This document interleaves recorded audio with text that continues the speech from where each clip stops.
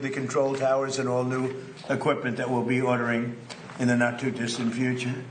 So that we'll go from, again, one of the worst countries in the world for that, and we'll end up being one of the best countries in the world. That's automation, having to do with landings, takeoffs, and safety. But for his leadership at this important project, and that's the Dulles project, thanks as well to the CEO of United Airlines, Scott Kirby. Thank you, Scott. CEO of the Metropolitan Washington Airports Authority, Jack Potter. Thank you, Jack. And we've developed a great relationship with them. We're going to make this something special. As well as a member of the Airports Authority Board of Directors, Trent Morse. Thank you, Trent. Thank you very much.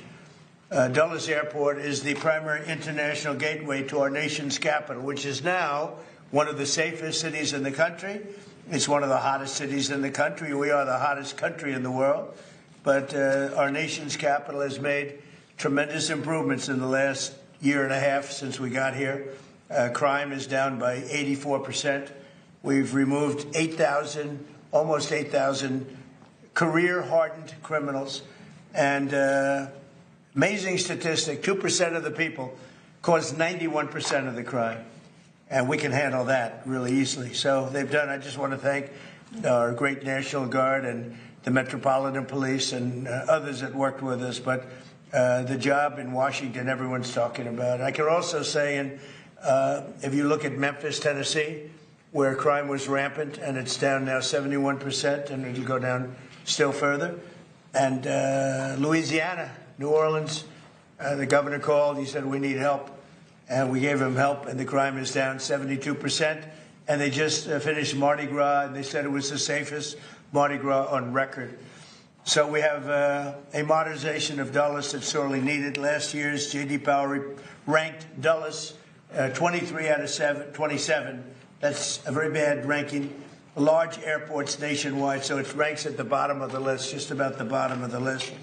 After an extensive review of more than 30 proposals with the top architects anywhere in the world, and I was involved with Sean and with a lot of other people, actually, but Scott was very much involved, I can tell you. But we are announcing plans to add more than 5 million square feet of new or renovated space. We'll replace the current C and D concourses, which are basic disasters, all the while preserving the iconic original terminal. That is one of the great architects of the world did the original terminal, and it was very, very important that it be left. That's one of the reasons. It was both an asset and a liability. The liability is that nobody wanted to build anything near it, and people had to walk crazy distances, and it's no good, not acceptable. So we've addressed it all, and we have a plan that's going to be phenomenal. But we're going to replace the C&D concourses and preserve the iconic original terminal that first made the airport an architectural landmark. So it's going to be something you can sort of see a little example of it right here. That's your front.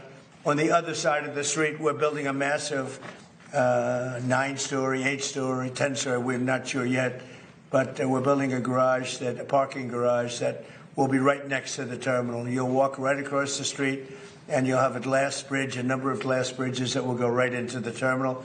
Right now, you have to walk so far. You have to walk blocks and blocks to get to the terminal. And we have an empty site right directly across the street that nobody wanted to tinker with, which was crazy. So we're going to have a magnificent garage. What would you say, Sean? How many cars? 32,000 parking spaces. 32,000. It'll be actually the largest garage in the world. 32,000 is big, mostly above ground. We don't like down. People don't like going down underneath. Mostly above ground. It'll be beautiful. But a central walking tunnel and a new air train connections will provide travelers with easy options. Really, it's an impossible airport. You get off a bus, you go into a train, you get from a train, you get onto another bus. It's a worse airport. This plan also includes expanded options for parking, modern check-in areas, more efficient security screenings, hotels, et cetera, et cetera. Could have a beautiful hotel right on the property, but further away so that we can give the good location, frankly, the best location, to parking. So people literally will be able to park their car and walk 15 yards and they'll be in the terminal. In addition, many of the new restaurants and shops will be added, including plans for one of the largest United Polaris lounges anywhere in the world, and it'll be a beautiful level of luxury. This transformation is another step in our ongoing efforts to make Washington, D.C. safe and beautiful again. The safety aspects, both in terms of the airlines and in terms of crime, are unparalleled for what we're doing. For years, the United States has watched other major cities around the globe welcome travelers with grand and modern airports, yet the last major airport built in the United States was Denver in 1995, and it hasn't gotten very great reviews. That's more than 30 years ago, so we're doing something with Dulles that's going to make it, I think, the top, maybe the top anywhere in the world. And by the way, Palm Beach is going to be one of the top too. Palm Beach is going to be incredible what the plans are. The people, Joe, and all the people working in Palm Beach that have done such an incredible job. That's going to be an unbelievable airport very shortly. So it's time to ensure that the United States has the greatest airports anywhere in the world, and we're starting right here with the capital city. And you can see just before Sean goes up, if you take a look, this is only showing the terminal in one rung, but you have numerous of them. You have here, here, here, and you have a spine coming. Here's your main entrance. You have a spine coming right through the building into these massive ports. Now, the planes won't have to be bothered because we drop down a little bit and our walkway is underneath. We have walking systems that go very quickly, or you can walk because it's very close. But this is it. So you enter here. You have a parking garage, which will be built right here. This whole thing is parking garage. Probably 32,000 cars. That'll be a world record, and very convenient. And then you'll have glass tunnels that go into the airport right from here. So you'll be one story above. This road stays, beautified and stays. We keep this. This is your landmark. This is all new. This is your first tunnel, and then you drop down from there on. And so that when you have the planes, we'll be able to go right across without having to go back, make turns or anything else. It's going to be amazing. It'll be one of the largest airports anywhere in the world, and I think it'll be actually one of the most efficient and the best. So I'd like to ask Secretary Duffy to say a few words, and then Jack Potter, and I'd like to welcome a very great gentleman to our midst, Jensen Wong, who's here someplace, and he's, if we can do with an airport like he does with chips, it'll be the greatest airport anywhere in the world. He looks at this problem as being a very simple problem to solve because his chips are a little bit more complicated. But it's important that he's able to travel nicely along with everybody else. And right now, this is not a very good airport. We're going to make it a great airport. Sean, please. Thank you, Mr. President. So, to your point, the President has worked incredibly hard to make D.C. safe and beautiful. I think this is the cherry on the top, Mr. President. This is the gateway to the world from our nation's capital. And any of you who've traveled through Dulles, it is dark, it is dated, a little dank maybe. It's not a great airport. And so we had multiple architects come in and present to the President. And we are blessed that not only does he give us time to really important matters, but he gave his building skill to take the best of all the designs and come up with this concept. So just if I could quickly point out, we keep the Saarinen building, so that's going to be the foyer, a whole new head house. We are going to get rid of the people movers, Mr. President. So if you don't know what these are like elevated buses. It's kind of like, it looks like it's from Star Wars, if you will. And they're slow and people are angry about them. We are going to get rid of those. We are going to have a horseshoe train system throughout the airport. And as you mentioned, right down the spine of the airport is going to be a walkway. So easy access to all of your gates, fast movement. And what I like the President, he was like, listen, we have to have great parking. So when you pull up to the airport, you have easy access to the concourses, to the terminal. And so I think this is one of the best designs, Mr. President, probably because you actually did it, that you'll see in the country as a whole. We've had this. This is bipartisan, Mr. President. A lot of people, whether you're Republican or Democrat, you hate the way Dulles operates. So everyone's come together, and we're building for America and building for the future. And it's your vision that made this happen. So thank you for doing this. And it's going to be, I think, it's going to be the premier airport in our country when you're done with it. Well, thus far, what John said about bipartisan really is bipartisan. And I don't know if that's because it's the right thing to do, which it is, but it's also that whether you're a Republican or Democrat, you don't want to go and be subjected to this airport, because this airport is it's a terrible place to be, and it's going to be, I believe it's going to go, it'll be rated, within a few years, it'll be rated the best airport in the country. So it's going to be so efficient. Right now, it's totally inefficient. Between the trams and the Star Wars thing that they call it, the Star Wars, and elevated buses, and nobody knows what's going on. It's a real mess. And as you know, United is subjected to it. It doesn't help United very much. He's been very much involved with what we've done, and other airlines too. And I have to say that we've had over 30 architects and 30 different designs, and we did a little cherry picking, and we spoke to a lot of people about it, and we've come up with a plan that's efficient and really beautiful, and I think it's going to give you one of the most beautiful, keeping the Saarinen.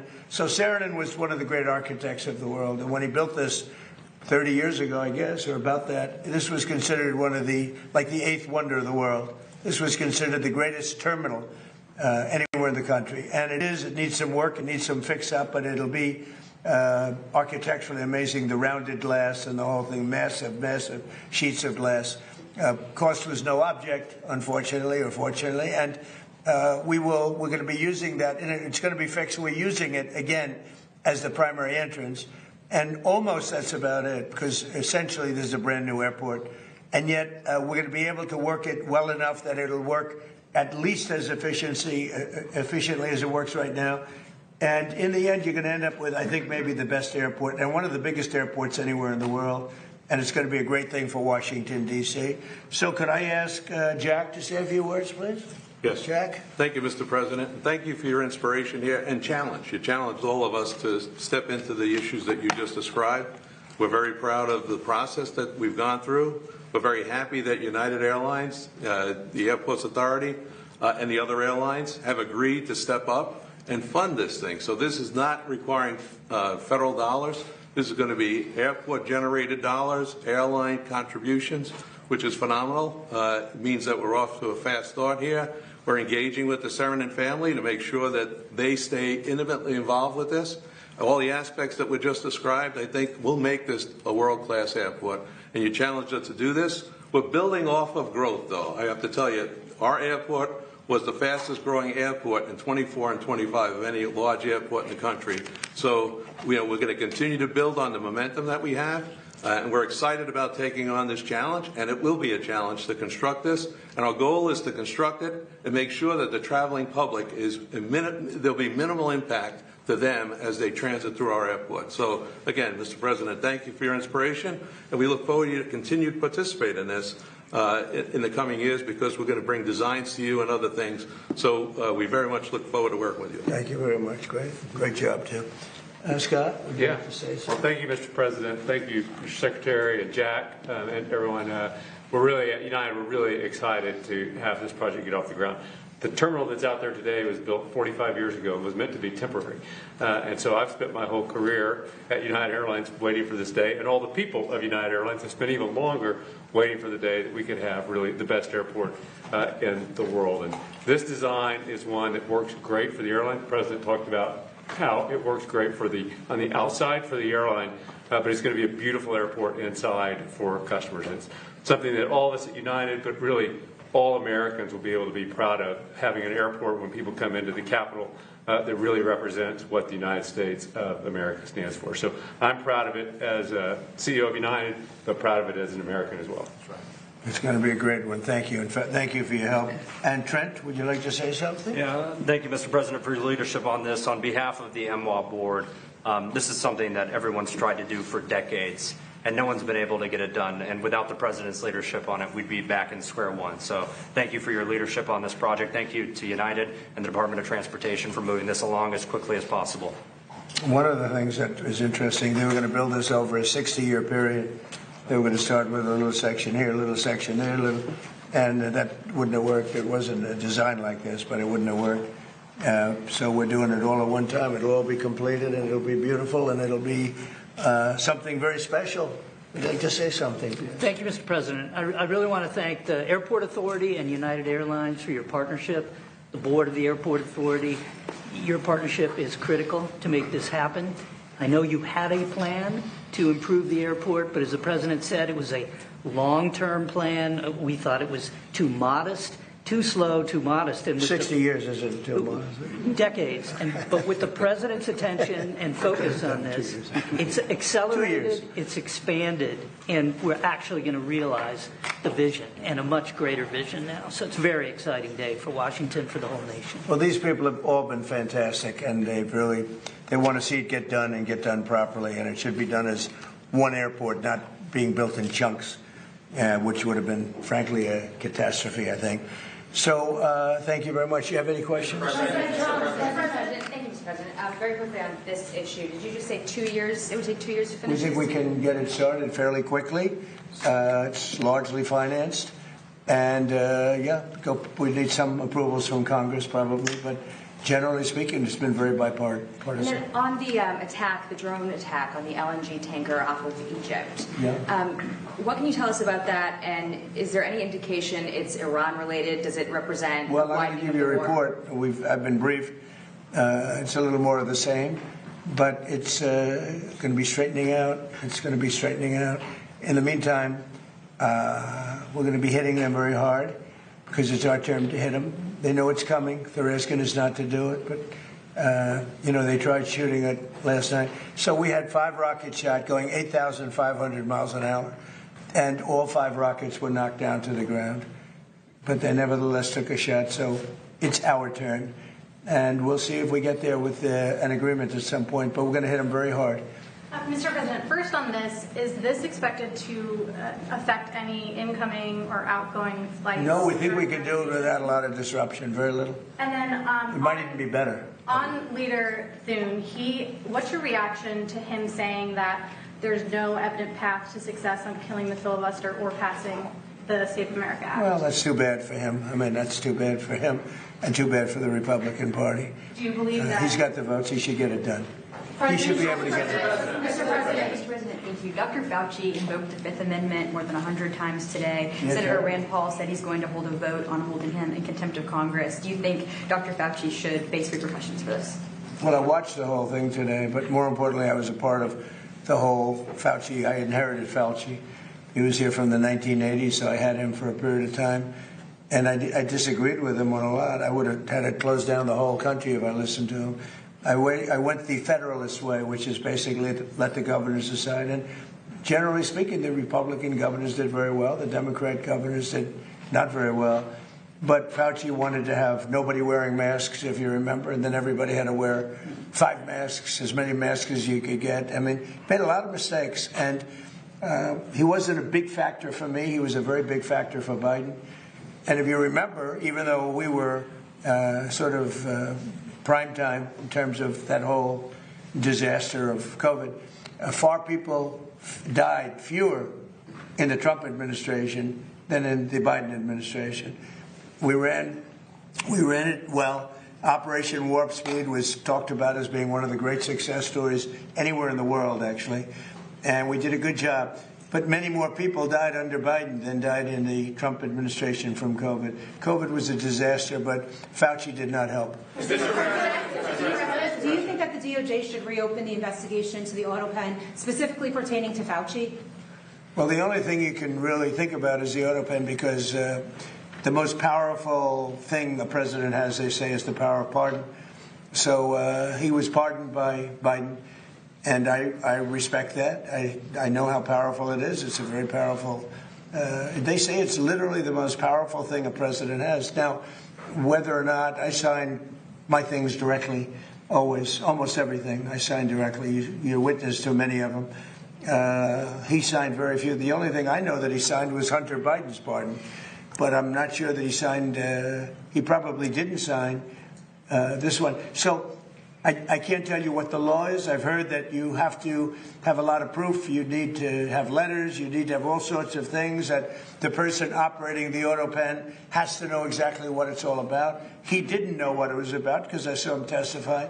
So maybe there's something on the auto pen. Other than that, the power of pardon is very powerful. One question briefly on What's it, Beth? Thank you. Beth Turner, GB News. We've just heard you talking about another example of American excellence. That's really what this is. It's a project where you're striving to be the best in the world. As a Brit, that's really striking to me. You've had a couple of weeks to get to know our new Prime Minister. Have you spoken to him much? And do you think he is the man to lead us to excellence? Well, he did say one very good thing. He said he's going to open up North Sea oil. If he does that, you're going to be a wealthy country. If he does it reasonably. I was telling Prime Minister Starmer, open up the North Sea. Open it up. You'll be okay. Open it up. They have two problems. They have a huge immigration problem, people coming from all over the world and just camping out in your country. And we've taken a very tough stand. In fact, for 14 months, nobody has come into our country. Zero, which is almost hard to believe, but that's what the report says. Our borders become very strong, and your border is very weak. He's got that problem. And he's got energy problem. He's got windmills all over the place. And anytime you see windmills, you see a failing country. And they're made in China, not used by China, but they're made in China. And you have a thing called the North Sea, and you buy a lot of your energy, as you know, from the North Sea. You buy from Norway, and Norway gets it from the North Sea. They get their oil from the North Sea. And Norway's got trillions of dollars in the bank, trillions. It sells its oil from the North Sea. And Scotland has a better part of the North Sea. And you have 500, 600, 700 years. You have areas of the North Sea that haven't even been explored yet. You have one of the most valuable oil finds anywhere in the world. And if the United Kingdom would use it, they'd be a wealthy country again. And I tell you what, I could not get Starmer to use it. It was incredible. Every oil company that I meet, and these are all big giants, every person that I know in the oil business said, please, could you open up the North Sea? Could you get them to open it? They're dying to do it. And if you open up the North Sea to the oil companies, Scotland, Ireland, the UK as a whole, but it's right in Aberdeen, Scotland. It's right in Aberdeen. And that would be one of the most vibrant. You know, it used to be called the oil capital of Europe. Aberdeen was the capital of Europe. And now it's they don't drill oil. And nobody can understand why. You have it's among the finest oil, it's the best oil anywhere on the planet, and it's unbelievable plenty. You don't have to pay Norway triple what it costs them to take out. You have your own oil and gas. If you use the North Sea, the UK will be a really rich country. I cannot get the point across. The new gentleman, when I spoke to him, he said he's going to open up the North Sea. Let's see if that happens. The Fed today voted to keep interest rates unchanged. Are you surprised by that? Are you disappointed in any way with Kevin Warsh? No, Kevin's fantastic, but he's got a board. Yeah, Kevin's got a board. He's fantastic. He's a brilliant guy, smart. I know he'd love to see lower interest rates, but he's got a board, and it's a political board, and they want to keep rates up. But we fight through rates. We have the strongest investment ever made in a country, of any country. It was China about 13, 14 years ago. We have far greater, 19.2, even Jensen would say that's a lot. 19, and Jensen's spending a tremendous amount of money by hundreds of billions of dollars. He happens to be in the room. He's spending more than United, actually. Well, he's spending 10 billion, but Jensen's spending hundreds of billions, right? I don't know. That's not a bad business. But no, we have 19.2 trillion. So it's the biggest number ever spent in any country by far. And that's over a period of 1 year. As an example, as you know, the Biden administration for 4 years did much less than 1 trillion. We're doing 19.2 trillion in 1 year. So we have things that are happening in our country, the likes of which nobody's ever seen. Plants and factories are moving in. Toyota just announced they're building one of the largest car plants anywhere in the world, and truck plants anywhere in the world.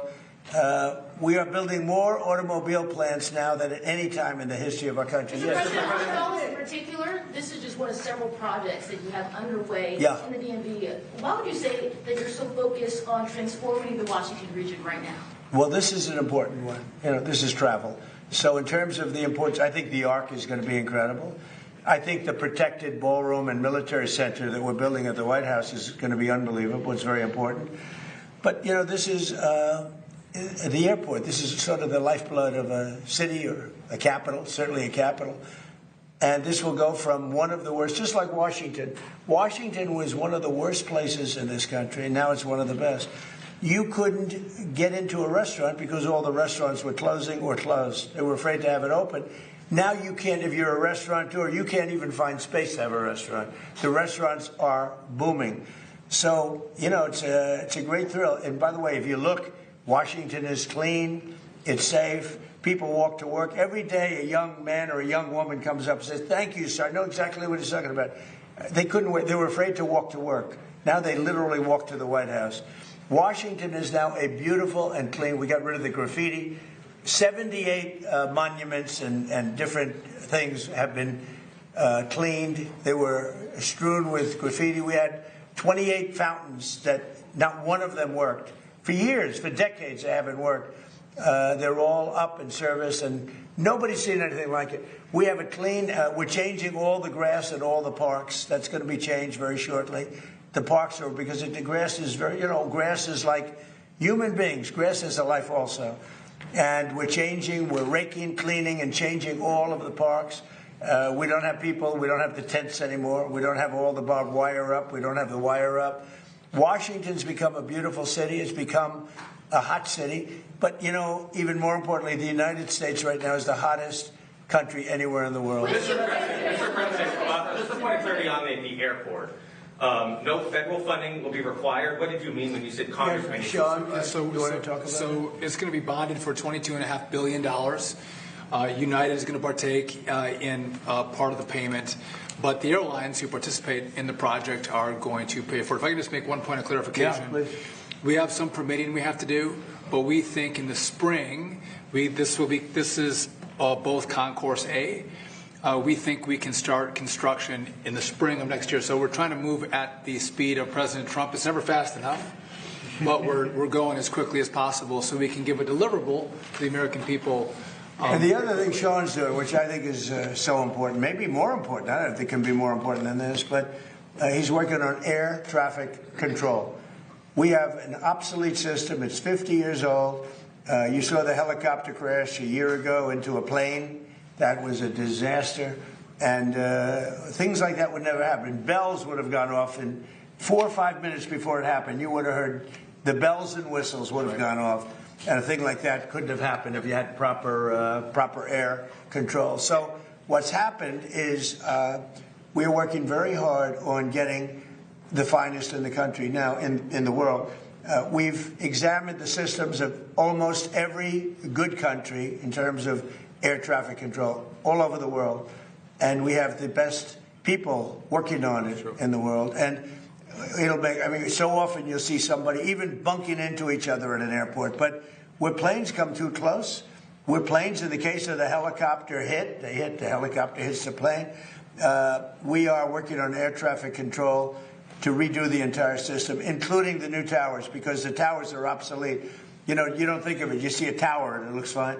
You go into those towers, they're literally falling down. So we're talking about new towers and all new air traffic control, which will give us the safest anywhere in the world. Mr. President,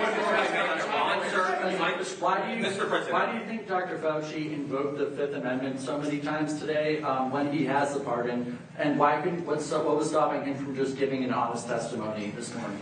Well, look, I've never been a big fan of Fauci. Why he did that was very simple. His lawyer told him to. I don't know if he would have been better off not doing it. There were a lot of questions that I guess he could have answered, and some maybe he didn't feel comfortable in answering, but his lawyer told him to do that. Prime Minister Andy Burnham hasn't mentioned publicly migration at all since he's gone into number 10. Did you discuss it with him? I did, briefly. He's going to have to mention it because it's killing your country. Mr. President. Killing you. He won't talk to GB News. He's killing your country. He won't talk to us. And not him. We'll have to see. I know Starmer did very little about it. And they're coming from all over the world. They're coming from Africa. They're coming from South America. They're coming from different parts of Asia. And they're invading Europe. They're invading Europe. It's an invasion. And the UK is a prime suspect. Mr.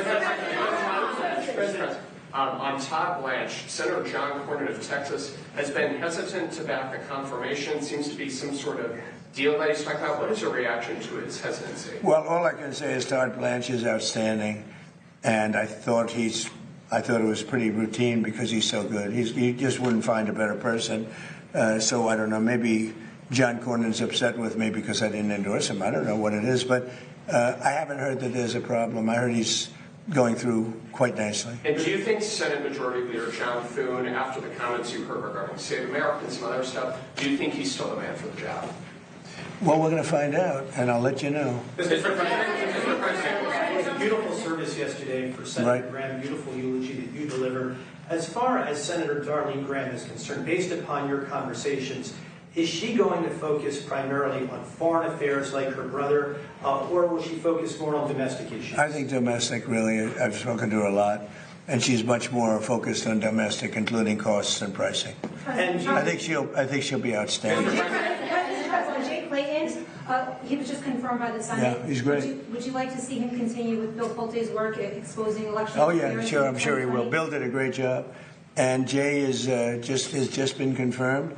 And he's outstanding. He was the head of Sullivan and Cromwell for many years, and he's very outstanding. And I think he's going to do a fantastic job. And Bill was great. Yeah, please. Mr. President, in light of advanced ChatGPT AI models escaping their lab and conducting cyber attacks, are you considering stronger controls on AI, and would you consider negotiating Well, we're looking at AI. China? We're looking at controls. We're also making sure that we lead. So we're leading China in AI by a lot. China has virtually no controls. It's freewheeling a little bit.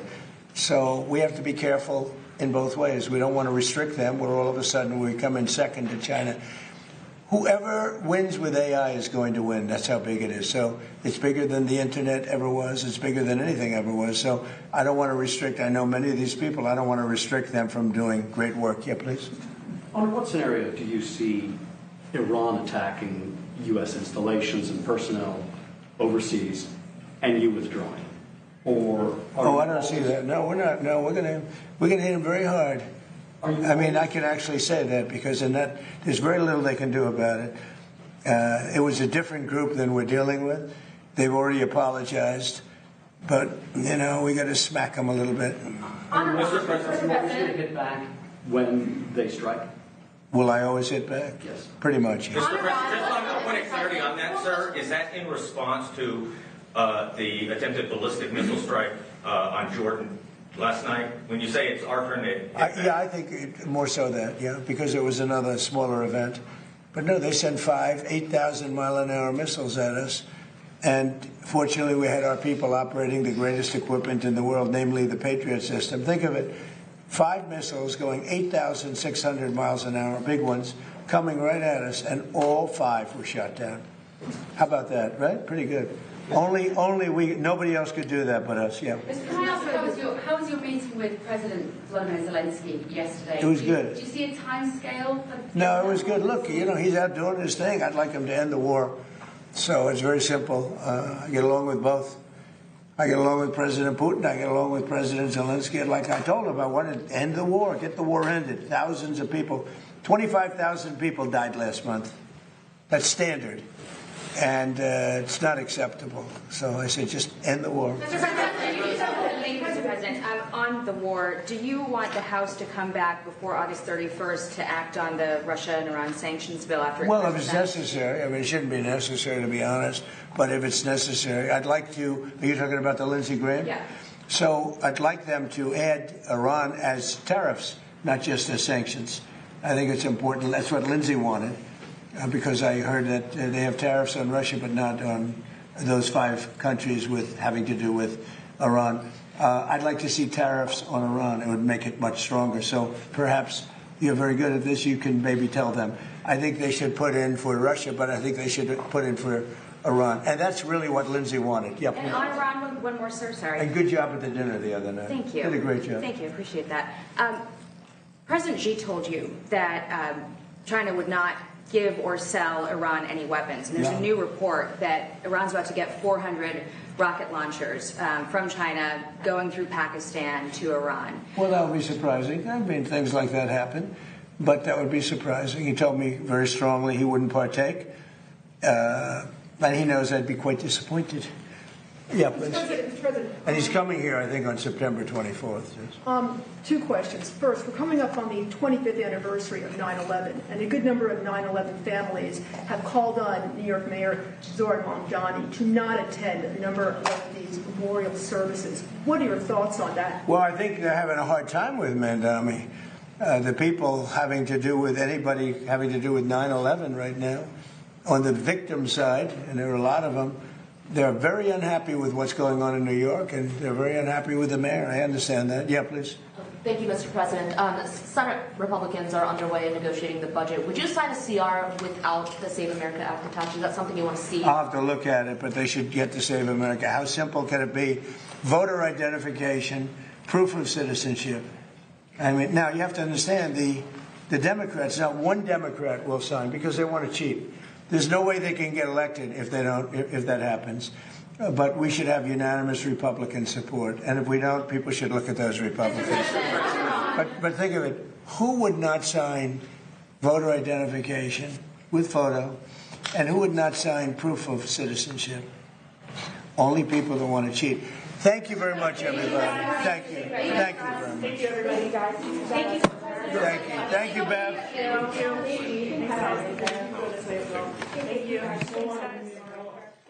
Live look in the Oval Office. President Trump just unveiled a $22 billion plan to completely overhaul Washington Dulles International Airport.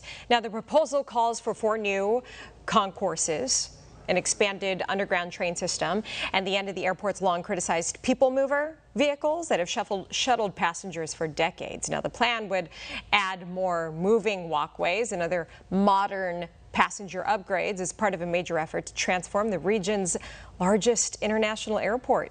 United Airlines, which handles about 70% of the traffic there at Dulles, is expected to help finance the project alongside the Metropolitan Washington Airports Authority.